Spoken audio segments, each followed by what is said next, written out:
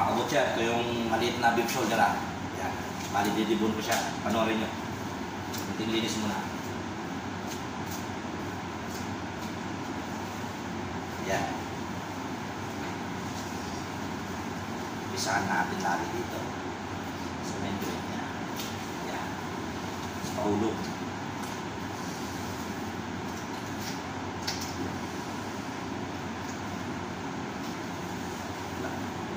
Grievous yung kamay ko ngayon.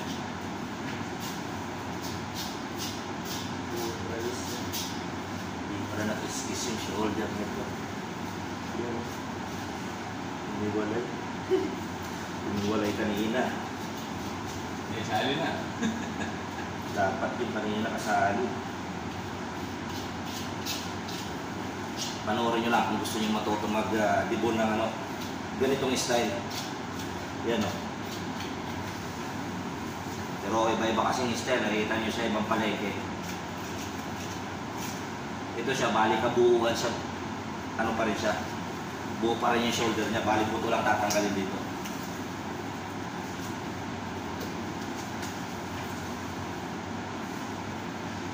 Tanggalin natin itong palaypay niya.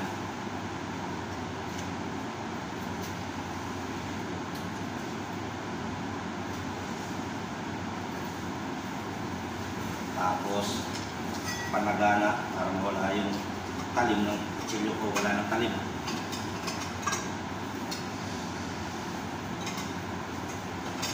Isin itong ano dito.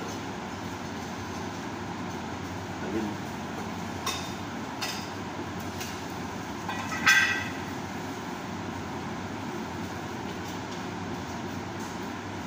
Paluin.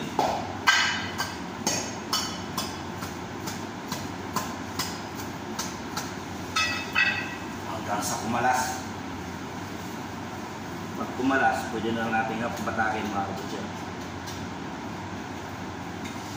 Kaso wala na akong lakas.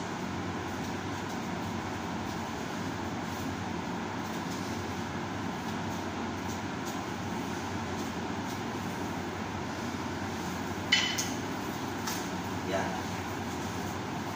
Kunti-kunti lang.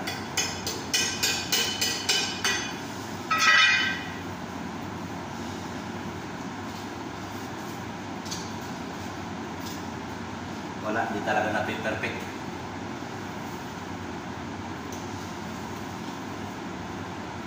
Pag ma-perfect talaga, may magaling. Yan o. Hirap. Hindi na mahirap yung karne na to. Sa kanila, ang bilis lang.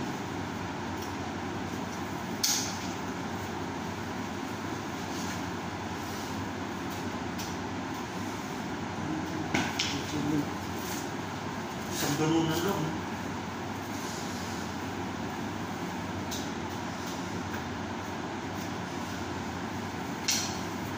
Yan na. Wala, di natin na ma-master mga kabutya. Dami pa rin laman. Dami pa rin laman, no? Di natin na ma-master yung pagtanggal ng palaypay sa baka. Baka na shoulder. Yan. Tukotin. Kunting linis. Yung mga lamad-lamad. Uy. Ibon na. Yan.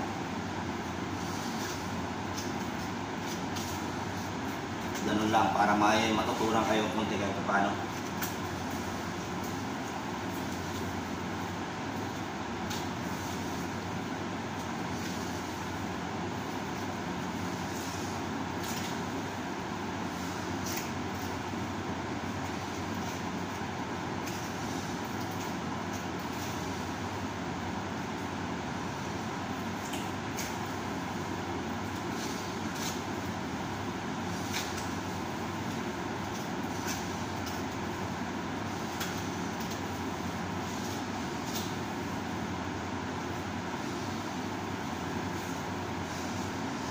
Yan, tanggal na.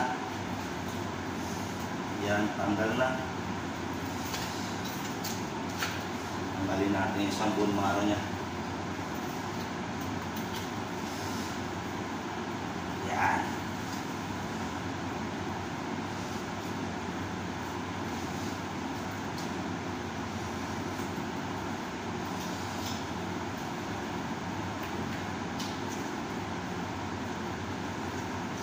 Kiss-kiss.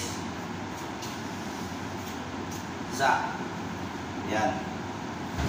Ito naman yung last.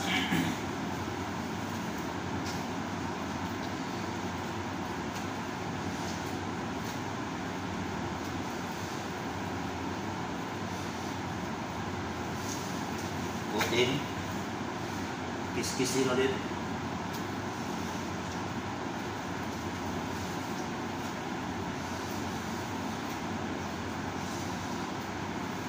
Bali buo pa rin yung big shoulder niya mga kabutsa.